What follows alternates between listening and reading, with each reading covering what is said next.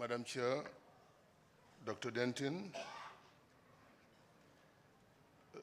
Mr. Lopez, the Executive Secretary, UNECA. I will want to recognize the Gambia's ambassador in the Republic of India, His Excellency Dembo Baji, and the entire staff of the Gambian Embassy right inside this hall, colleague ministers on the high table, delegates, ladies and gentlemen. Let me first of all foremost comment the organizers of this forum, Terry, for the pertinence of this topic discussion to my government and indeed to the majority of governments in sub-Saharan Africa.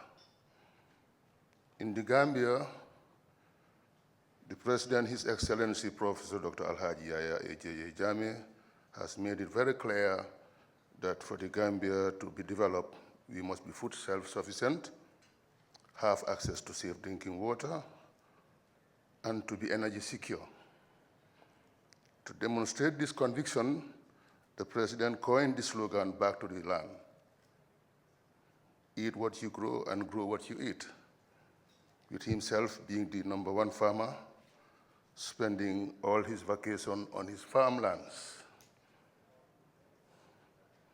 The rationale behind this gesture is to demonstrate that farming is not only a poor, but rather an issue of national security, and as such requires the involvement of the entire citizenry.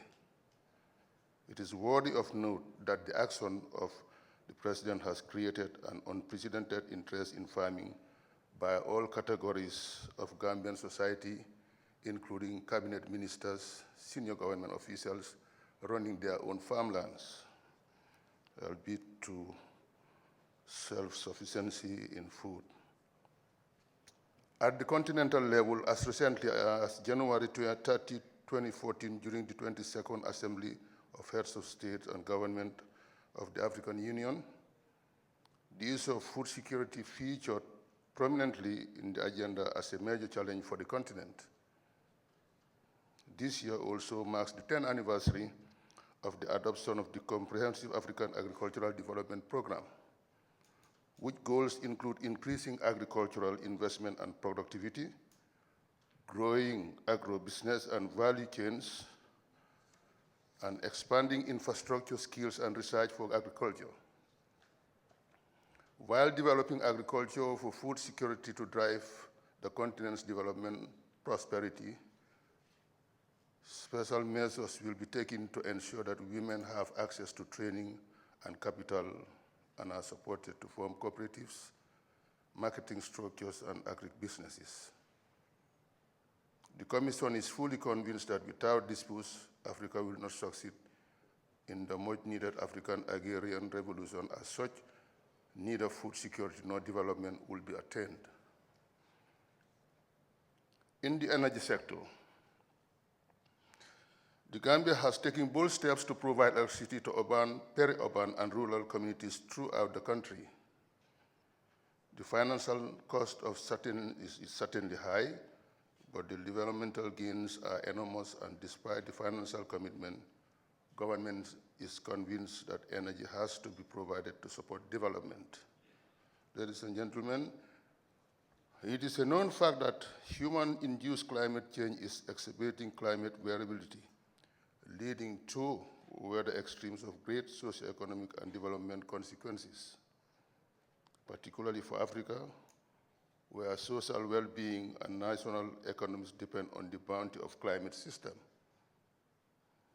This means that more than ever before, access to fresh and potable water supply and attainment of good security and food security are increasingly becoming remote. Rain-fed agriculture, being the backbone of most African countries, cannot be met with food needs of the people.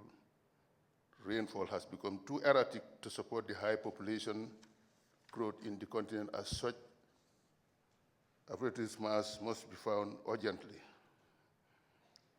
Increasingly, the cost of energy for use in homes, transportation, industry, etc., is increasing at an alarming rate, leading to the high cost of living in fragile economies.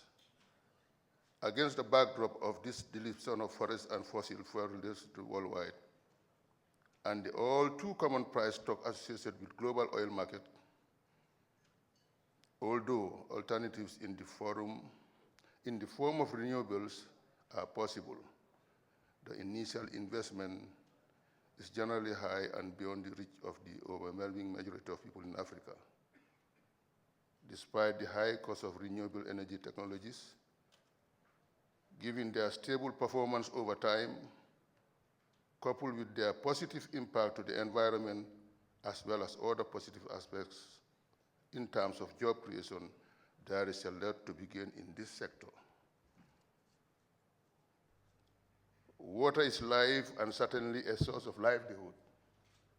But despite its importance, incidences of too little or too much water are rife in Africa, leading to untold suffering, poverty, and loss of life.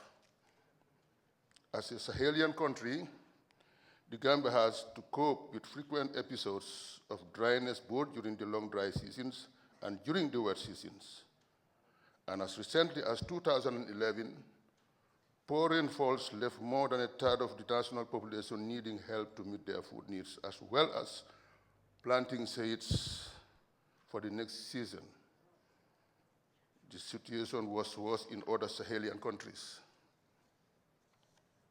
Finally, noting that water has many uses and it is an finite resources, the concept of integrated water resources management that expressly balances the needs of humans and nature is currently being promoted in most of Africa, including our country, the Gambia.